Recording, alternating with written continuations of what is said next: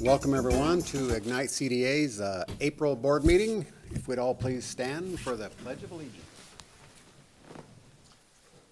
I pledge allegiance to the flag of the United States of America, to the republic for which stands one nation under God, indivisible, with liberty and justice for all.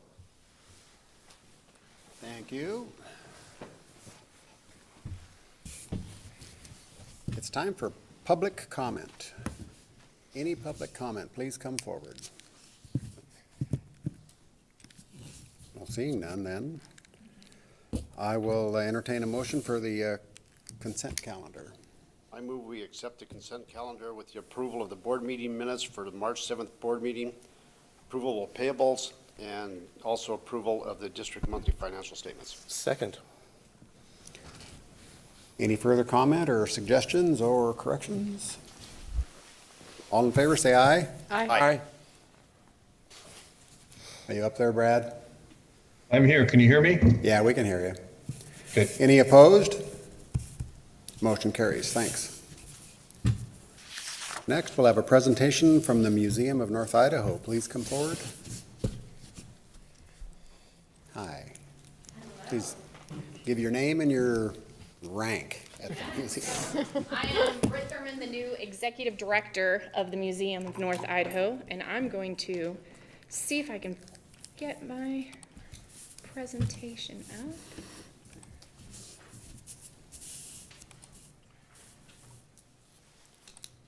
There we go. Welcome. Thank you so much for having me out today. Like I said, I am the new executive director of the Museum of North Idaho. I was fortunate enough to be able to be hired for this position. I started in November, so I'm just about 6 months in, and really looking forward to what we have coming up with our new museum. I was raised here, was a Coeur d'Alene High School Viking grad, went to North Idaho College, University of Idaho, and then eventually got my master's degree from University of Kansas in museum studies, specializing in informal education. So my first museum experience was at Latah County Historical Society, where I thought I was going to be volunteering to help digitize records, and instead was handed a bunch of boxes and told, why don't you design our feature exhibit for us? So it was quite a big task. I had to do all the research, find different artifacts, design, install the exhibit, and it was absolutely amazing. I got bit by the museum bug and decided to go into museum studies for graduate school. So after I graduated, I moved to Nantucket and worked for the Historical Association and was there for 3 years before moving on to the Science Museum of Virginia, where I was the community engagement manager and accessibility coordinator. So I worked specifically with people with disabilities, people who were low income, people from other races and cultures, and finding ways to create opportunities for access to the museum. And so that was kind of really a character building opportunity for me. And so a lot of what I learned in that position is what I'm planning on bringing to the new museum once we are able to open. So our current museum is down at the base of Northwest Boulevard in a former service co-op. And we do inspire, preserve, and share the history of the Coeur d'Alene region. Our facilities right now, we don't have heat, and so we are closed in the winter months, so we're really only open in those nicer weather, although I'd have to say April I would not exactly say is quite warm enough to not have heat in the building, but we make it work. And so we also have just over 4,000 square feet, and we ran out of space a long time ago. And so within that 4,000 square feet, we have our exhibit hall, our lobby, our gift shop, our temporary gallery, our admin offices, our collection storage, and then also miscellaneous storage is all within 4,000 square feet. So we are really looking forward to being able to expand. And so we are looking to build a premier regional museum. And we did move the historic J.C. White House just next door put it on top of a basement foundation. And so we were able to save that building from being demolished, and it's going to be the centerpiece for our new museum. And so within this new museum, we're really looking forward to making it be more than just a museum with exhibit gallery, but have programs, partnerships that we can really engage the community in historical inquiry. And so, like I said, we want to be of, by, and for the community. We want to be a community hub. We want to develop opportunities for shared experiences, for shared learning. The research library, which is going to be inside the J.C. White House. I have some really great photos that I'll share with you in a little bit. But that space is and always will be free and open to the public. You don't have to pay admission. You don't have to be a member of a museum to be able to come in, use our resources, and learn about the history of this area. And then the grounds of the museum are also going to be free and open to the public to be able to use as well. And so I have a little cool video that I can share with you all. Maybe. So this is a view of the new museum from the north, from the Centennial Trail. You can see on the left the outdoor plaza that we are going to be building. Directly underneath that plaza is going to be our underground exhibit hall. And that exhibit hall is going to be almost the exact square footage that we currently have for our entire operation. Will be dedicated just to permanent exhibits. We will have our own dedicated parking lot in the back with a nice circular drive to make it easy for school groups or various tour groups to be able to come in and do drop-offs. We'll have an entrance from the rear of the facility, from the parking lot, as well as from the front on the trail. And then you'll also notice that we do have a new elevator that we're going to be installing so that from level 0 all the way up to level 3 will be completely accessible. So whether you have strollers, whether you use a wheelchair, we won't have any space in the museum that will be off limits. For the site plan as well, we're really looking forward to bringing in some local flora, local fauna, being able to integrate seamlessly with the Tubbs Hill surroundings so that we look like we were always meant to be there.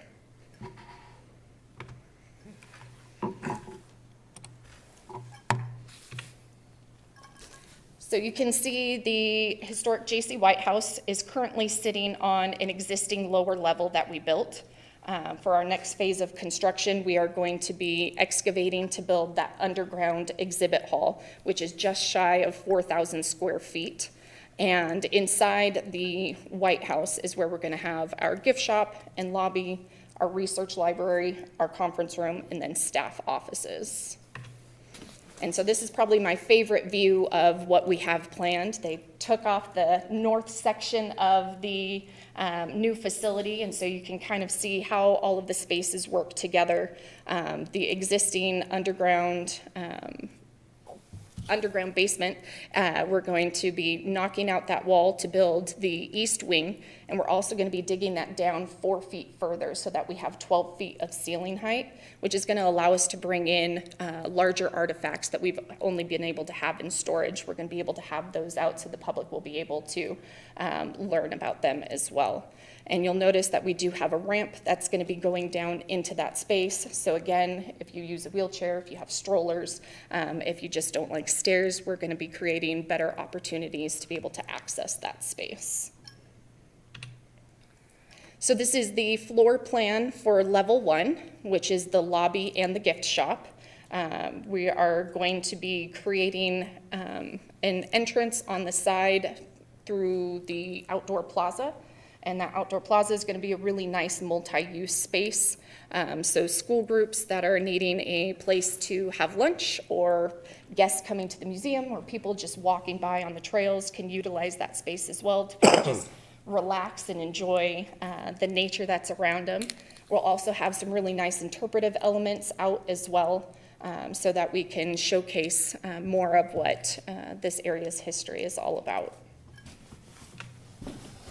For level 2, this is where we're going to have our newly expanded research library. Our research library right now, if you were to look at it, it almost looks like it's in a little closet. It's pretty difficult to be able to do research with all of the different resources that we have.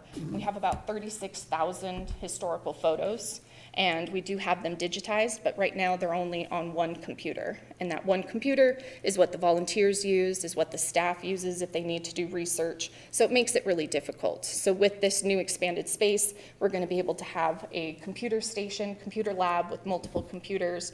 We'll have our resources that are more accessible, and we're also going to be bringing in some nice display cases that are UV tinted. So some of the smaller artifacts that we normally only have stored away in our offsite storage that don't necessarily help tell the overall history of this area, but are still significant and important in their own right, we'll be able to have those out on display and rotate them to be able to show more of those items.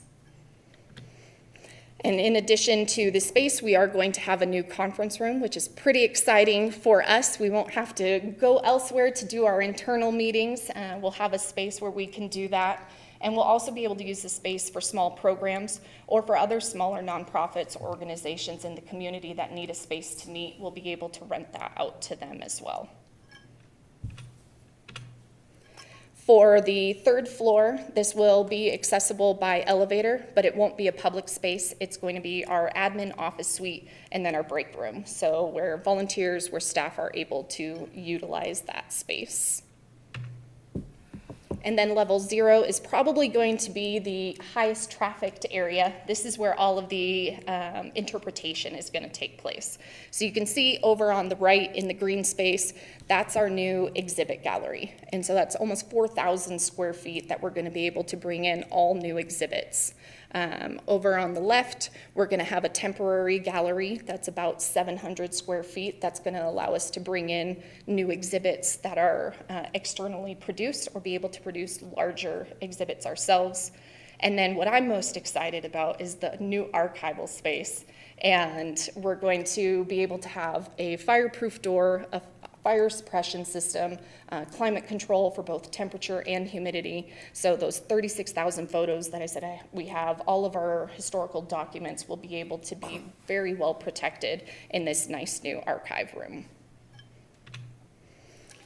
And so here's a mock-up of what the exhibit hall is going to look like. You can see the ramp that's taking guests down, as well as the staircase coming from the central staircase in the museum.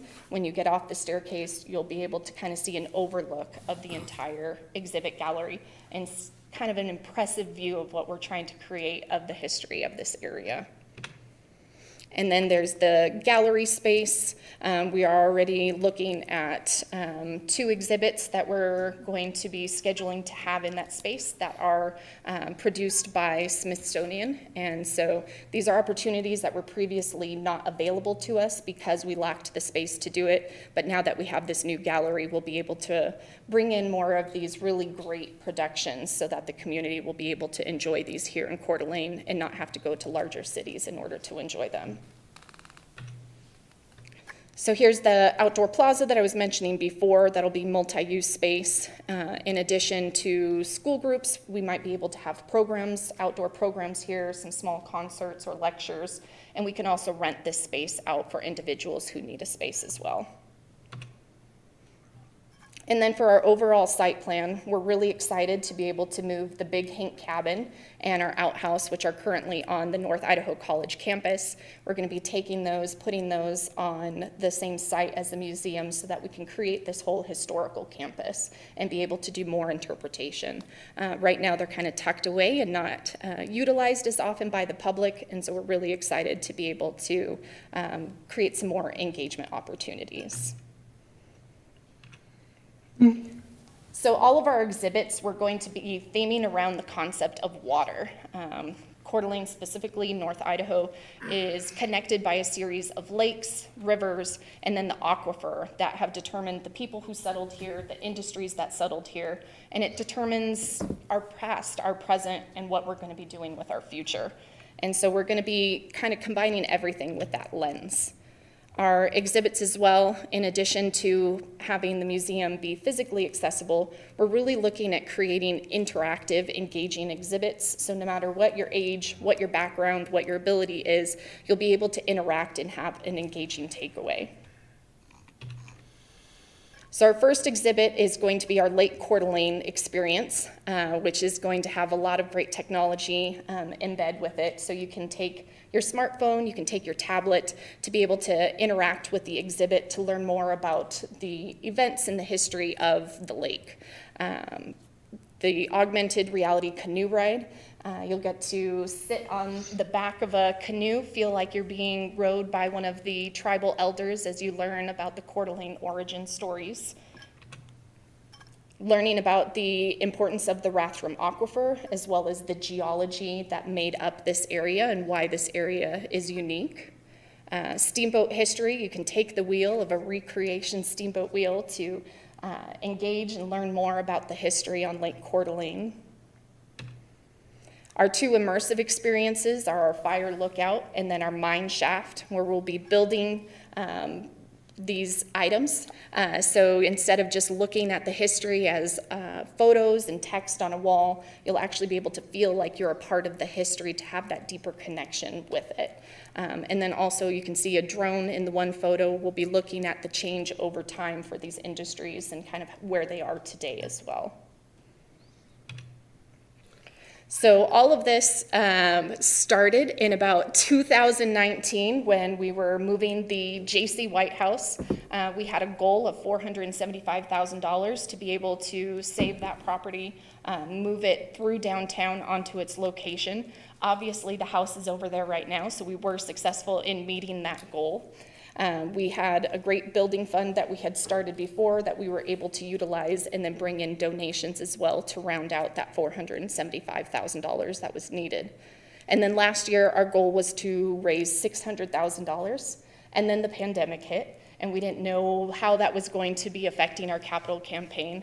But as you can see, we exceeded our goal, and we even have more in pledges that are going to be paid out over the next couple of years. So our fundraising efforts so far, we've been able to meet our goals, and we've been very successful with what we've been setting out to do. Going forward, we do still have quite a bit of construction to do, so we've divided everything into two phases. This also helps since we are fundraising as we're doing construction right now. So we do raise a little bit of money, do a little bit of work, raise some money, do some work. So being able to divide it into these two phases kind of helps us keep on our timeline. So the first phase, we are going to be excavating that underground exhibit hall, using all of that dirt to fill in the back area so that we can level it and be able to start doing the site design, as well as all of the interior finishes in the White House. And then when that's done, we'll be able to begin phase 2, which is to finish the interior of the basement levels, as well as design, fabricate, and install the new exhibits. And so with where our timeline is right now, we have an anticipated grand opening of 2023, so 2 years from now. And as I said, we are fundraising while we are doing construction. So we developed a fundraising strategy to be able to meet those goals, again, breaking it down into the two phases. For phase 1, our goal is to raise $1.6 million by the end of this year. We do have an opportunity to apply for the National Endowment for the Humanities. It's a federal capital grant. It's a $500,000 grant, and it's a 3-to-1 match. So if we raise $1.5 million, then they would give us $500,000 to go toward that. And so with those two combined, we would be at $2 million for that phase 1, which then we would be able to start all of our construction, and we would be well on our way to our goal of $1.9 million by the end of 2022 for phase 2. And what's really great about this is that $2 million would put us at our halfway mark, and once we're at that halfway mark, it opens up a ton of more foundations and grants that come in at the back end of a capital campaign. So it really is going to propel us forward in being able to be eligible for all of those as well. Thank you. Are there any questions about the new facility? Nice presentation. You did a Questions? great job. It's a Thank really you. good presentation, and I'm excited. I really am. Yep. We are very excited as well. We cannot wait to get over there. So we're chomping at the bit to make it happen. Yeah, you have a really cool background, so thank you for coming home to work Yeah. here. I was grateful to have the opportunity too. I've had my eyes set on this job for about 8 years, and it just kind of happened too perfectly to not be meant to be. So, They made a good choice. oh, thank you. Yes, yes. Thank you very much. So when would, like a group be able to have a meeting there? At the White House? Yeah. So we are currently undergoing to get our temporary certificate of occupancy to be able to do in-house meetings. We're looking at having a small event take place there next month. But once then we're done with construction, because we're going to be going hard with construction all the way till the end. So once we open to the public in 2023, then we would be able to have outside groups come in to do meetings. But we are doing tours and events that we have scheduled so far for this year. Okay. Well, I was looking for a place for the Idaho Humanities Council this fall, but it'll still be a little early. So, Well, you never know. We can chat and see where we're at with construction and if we might be able to work something out. okay, Thank you. Thank Any you other so much. questions? Thank you. terrific. Thank you, Brett. Very well done. Committee reports. Parking Commissioner Jordan. Mr. Chairman, we didn't have a meeting in April, so I don't have anything new to report to you today. We have a meeting set for May. All righty.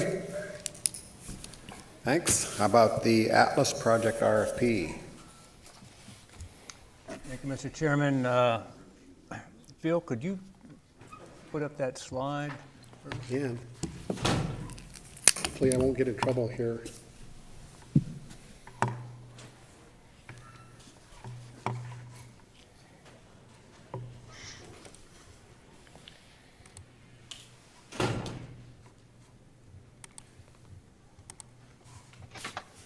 Thank you, Phil. So just to kind of give everybody some background on the Atlas Project RFP, areas 5A, 5B, and 8. So this graphic on the screen depicts where these areas are located on the Atlas Project site. You see Area 8 on the western edge and Area 5 on the kind of the southeastern edge of the project site. Area 5 was divided into two sections, 5A and 5B, and was put out into separate RFPs for each of those areas, or sub-areas, and then Area 8 had its own RFP. For Area 5A, what we are looking for there was some type of commercial element on the southwest corner. It could be townhomes, mixed use, multifamily, some type of creative solution that could be, kind of active on that southwest portion of that area. And then Area 5B on the eastern edge would be more residential townhome type product. On Area 8, pretty much residential was the use that we were looking for, either single family or townhomes. We did include, it's not shown on this graphic, that it could be alley loaded. In other words, you could put an alley midway through that area running east to west to kind of help with development opportunities. So with that said,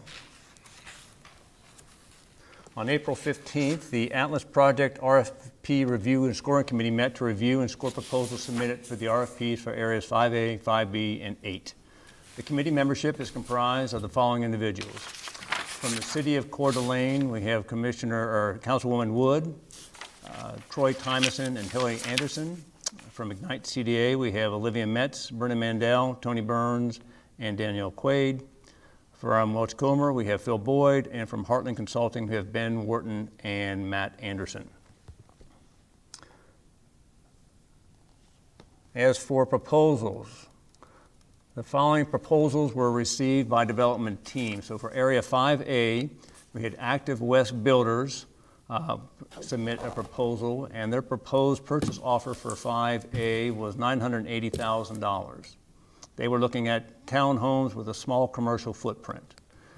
On Bluegrass Development, also submitted on Area 5A, their purchase offer was, we estimate $562,500. Basically, they gave one value submitted for both 5A and 5B, so we just cut it in half and just put 50% towards each area. So we're looking at $562,500.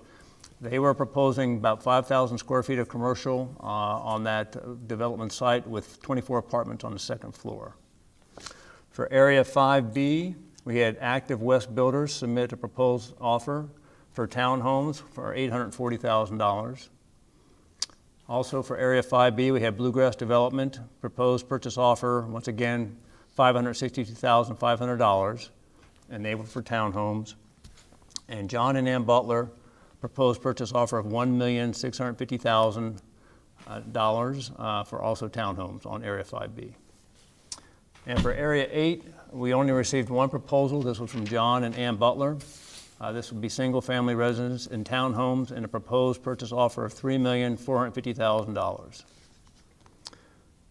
The committee recommendation to the board for consideration is to award Area 5B to the Butler Development Team and Area 8 to award to the Butler Development Team. The committee felt that Area 5A should not be awarded at this time primarily to general nonconformance of proposals to the Atlas Development Standards and anemic price points. Members felt that given the proposal submitted at this time for Area 5A, it might be strategic to not award 5A and potentially bundle Area 5A with Area 13, which you can see is just south of Area 5A across Atlas Road, in a future RFP to capture a better project after some level of development has occurred on the project site. Would entertain any questions that the board has and encourage Commissioner Mandel, and I don't think we have Commissioner Metz on Zoom. Personally, I would agree with the selection committee's selection choices. It makes sense to me, it really does. I think you did a good job. Thank you for doing this, by the way. Yeah, it's good. I think just for kind of process, what we did is we came together, looked at what came in, price points, adherence to the standards, then we scored individually based on the defined criteria and alignment with RFP requirements, and came up with this recommendation. I think 5A is really important to us to make sure that we do it right so that it activates Area 13. And so we didn't have something that we all felt really comfortable or confident in that would sufficiently do that. So I think we came to a good conclusion. I think the process was fair, and the information and the help from Heartland and Phil and Hillary was also really helpful for us in kind of evaluating the criteria. Thank you. I want to thank you also for all the work that you guys have done on this. I know it's a lot of work, and so it's appreciated. Do you have an estimate of time when Area 13 and 5A would go out to RFP or suggestion, or? We don't have a time at this time. We are looking probably later down the road after we kind of get areas 3 and 4 off the dime and maybe kind of looking at developing a little bit more towards the north. The coaching we're getting from our consultant team is that it'd be best to have some rooftops in place to kind of help with that commercial activity down there. That would be beneficial to getting more attractive, more energetic proposals submitted. Are we looking at, you said 5,000 square feet on 5A or commercial?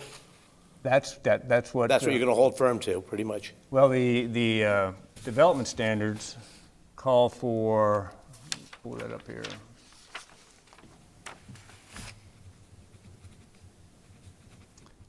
Oops.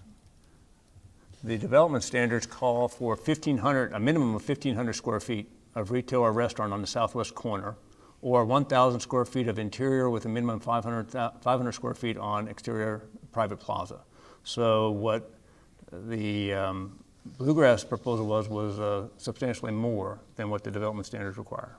Okay, understand. Thank you.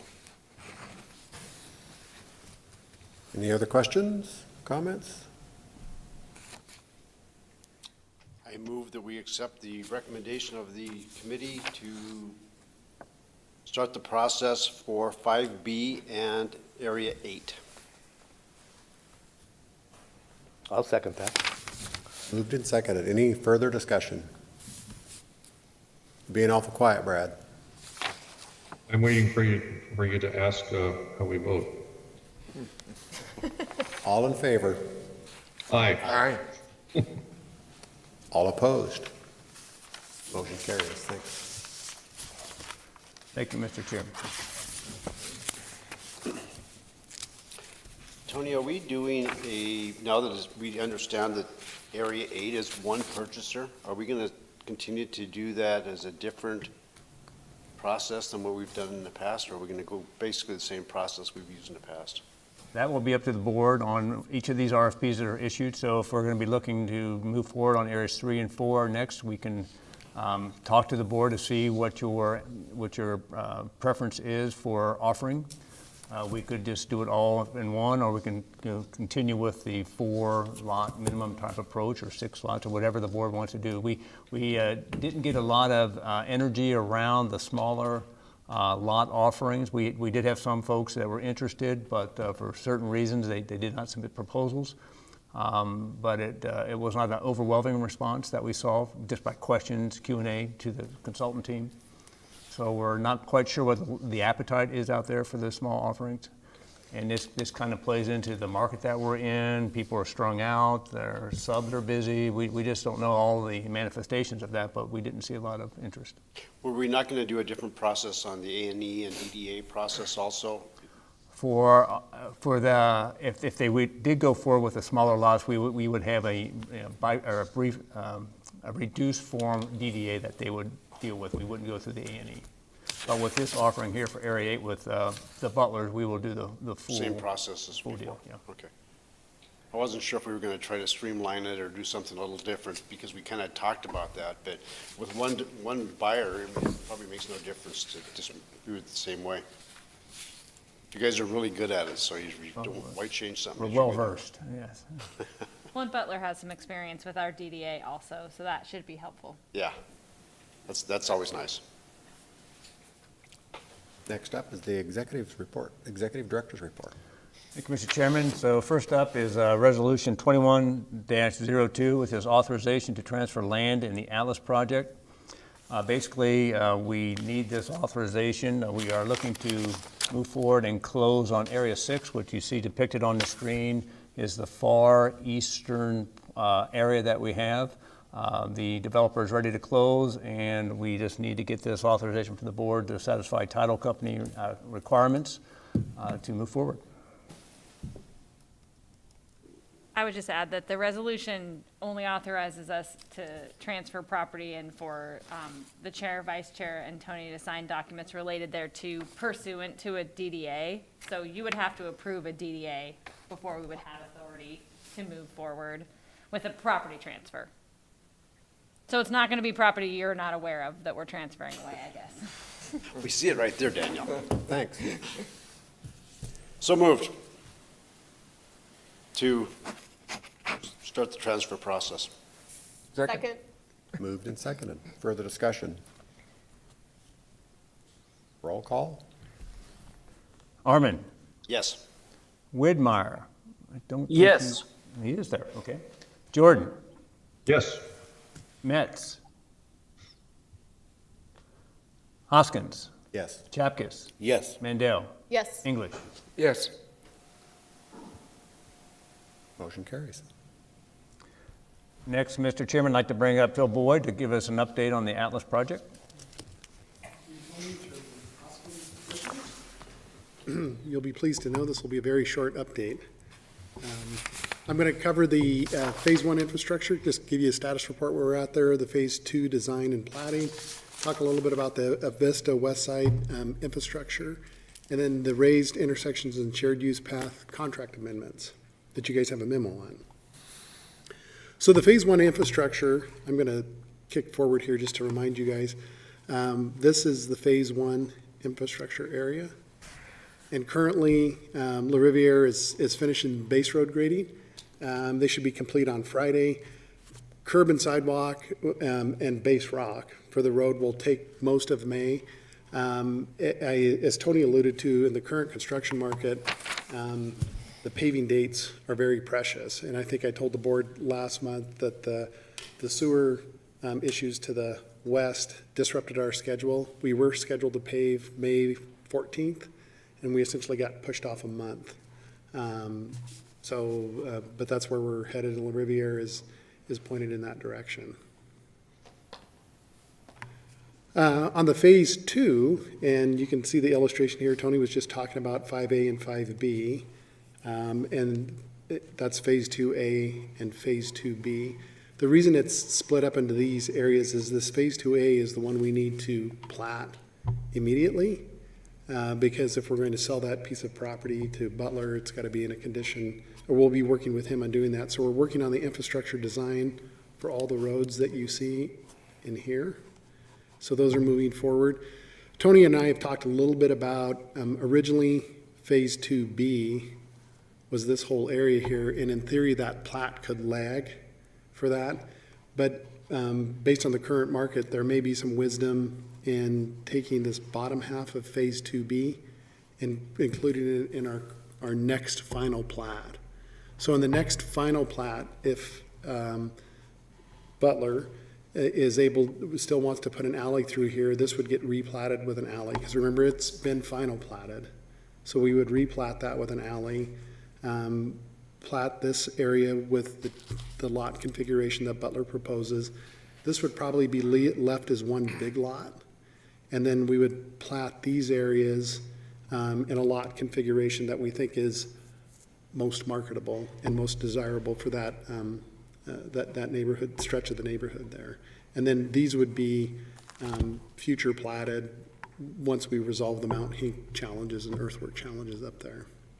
So that's kind of where we're at on the Phase 2 design component of the project.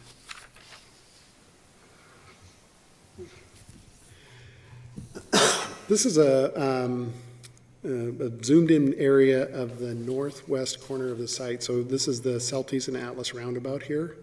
You can see this is part of the Phase 1 platting area in here. You can kind of see the outlines of Area 10.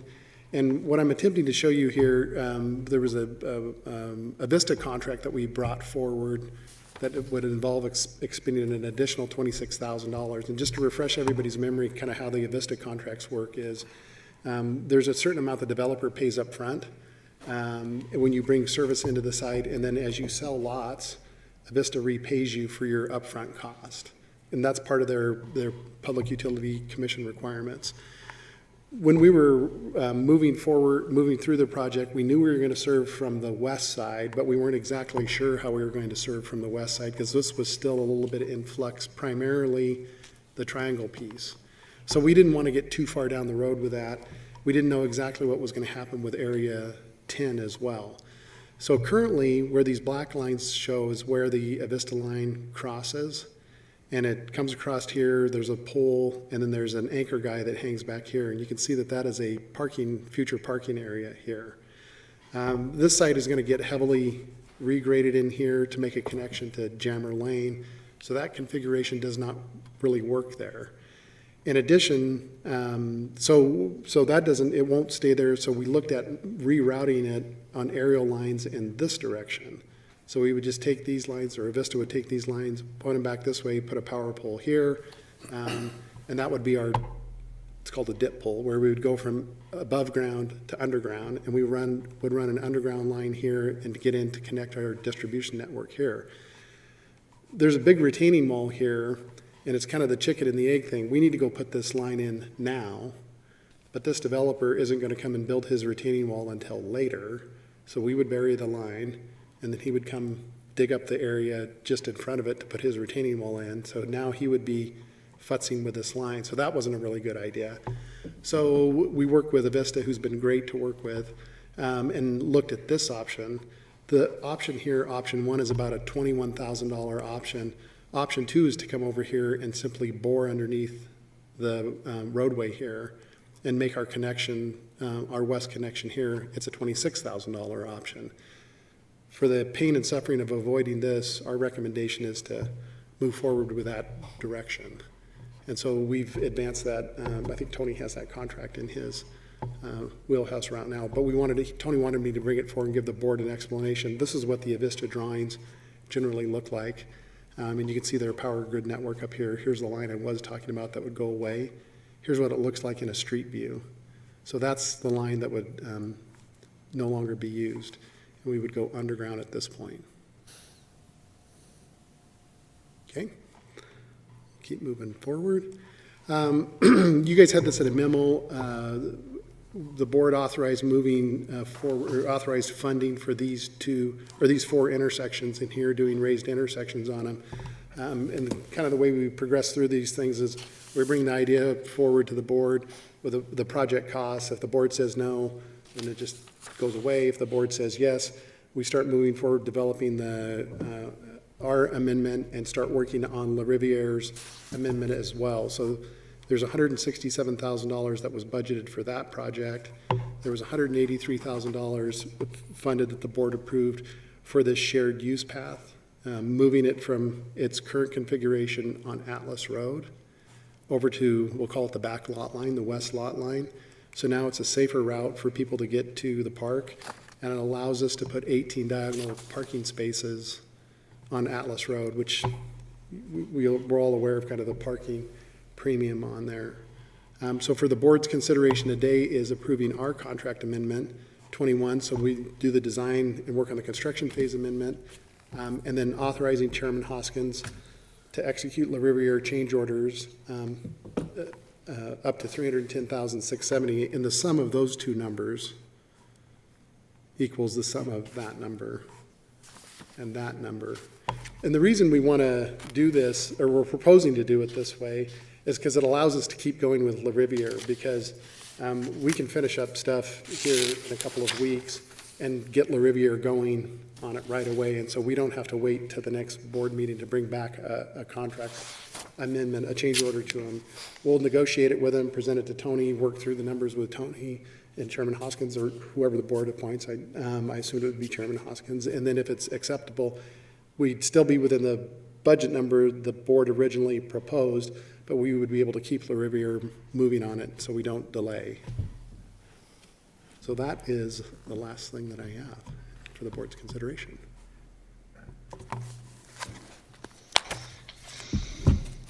Mr. Chairman, just a question. Phil, can you just chat about the status of that relocated bike lane, theoretically, where that Sure. stands? As far as the land use or the land ownership, Yeah. yeah. So, The viability of it? yeah, as you guys know, DeChase Mixes has Area 12. They're under a DDA for that. We had originally wanted to take the shared use path and build like a 16-foot corridor through there that would, half of it would go on the River's Edge property and half of it would go on the DeChase Mixes property.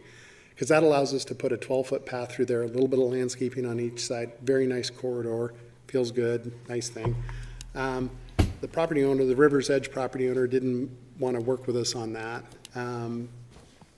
We felt it was such an important safety connection, and that this parking, these 18 parking spaces over here were so valuable.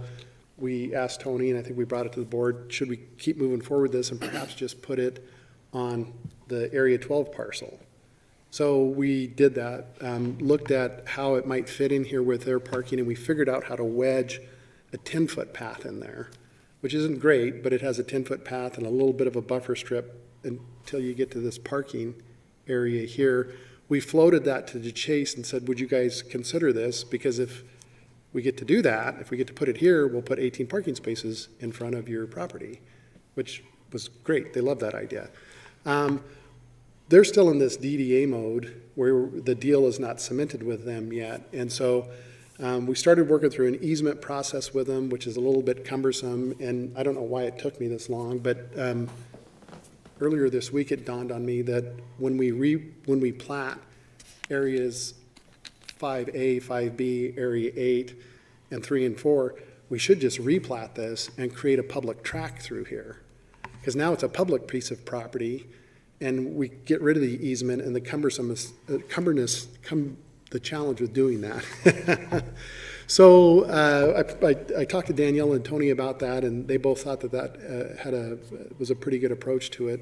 If the board agrees, we would move forward in that direction. We would still probably want to get consent out of DeChase. They don't technically own the property, but we're still dealing with them. They've said that they like the idea. So I think we'd want to get something, and Danielle agreed to get something in writing from them that says, yeah, we agree that you're going to take this, put a public path there, and you're going to create parking spaces on the front of it. So that's the direction of that part of it. So is that agreement completely separate then from the DDA, or does it become like an amendment to the DDA? How do we ensure that It would actually? probably be an amendment to the DDA, really in the form of an amendment to the legal description Okay. of what we're transferring to them. Probably their parcels are still gonna be the same, right? But I think we'd wanna make note of the, removal of that in an amendment to the DDA. And it won't be new to them. We didn't do this in a vacuum with them. We kind of brought them along with it, did a couple iterations on the design of the shared use path through here to try to figure out how to integrate their parking. Talked about, do we fence it, do we not fence it? They understand the value of having these diagonal parking spaces adjacent. Because if the board remembers, when we did PUD Amendment number 2, this commercial use down here is allowed to use a portion of the on-street parking to count towards their parking requirements for their commercial use. So that was another perk that the board offered up. It was like 2 spaces, or the PUD, which you guys proposed. So there's quite a bit of benefit and not a big downside for them on this. But things are kind of moving at a little bit of a glacial pace, and we don't have time to wait because we need to go build this road, and I need to build the diagonal spaces, but I don't want to do that until we have agreement on here. Phil, how much square footage will they lose net if they give up the shared use path? It's probably somewhere around 5,000 square feet. It's not a lot. It's not a lot. Okay. No, and again, the offset of the parking is pretty substantial.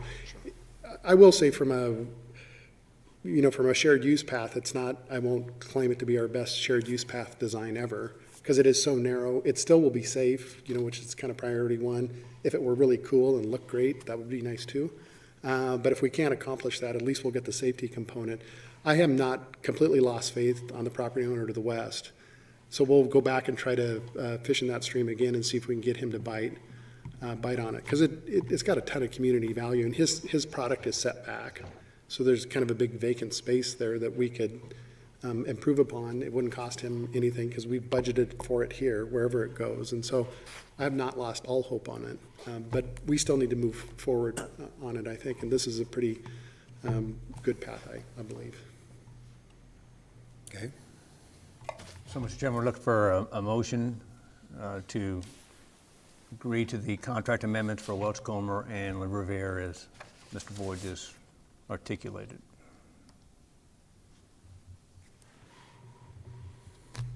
I move we approve amendment number 21 for design and construction phase services and authorize Chairman Hoskins to execute Le Riviere change orders to up to $310,670.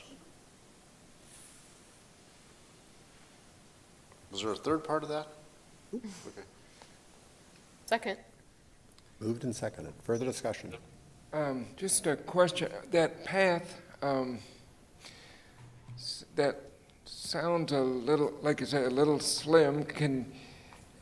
Is there an example of one of our, bike paths that we use that's 10 feet?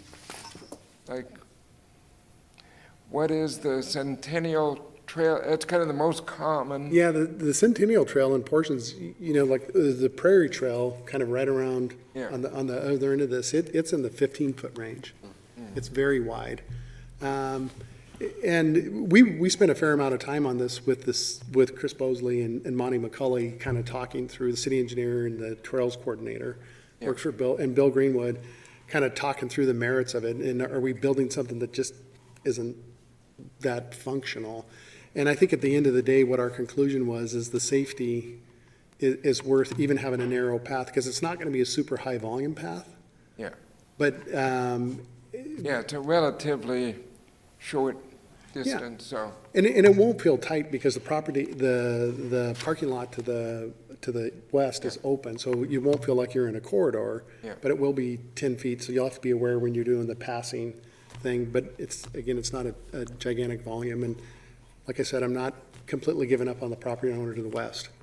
And once we get this tied up and we're good to go, and the sewer gets underway, which, as the board knows, that's a primary thing on his property to get that going, I intend to circle back around and say, would you reconsider this? Because it has such a big community benefit.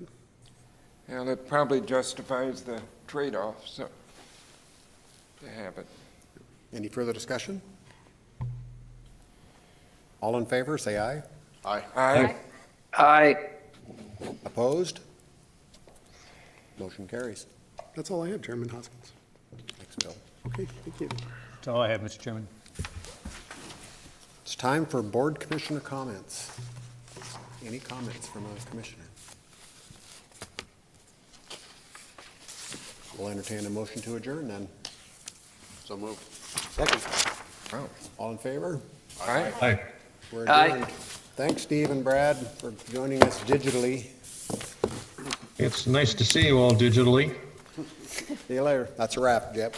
Enjoy the spring. See you.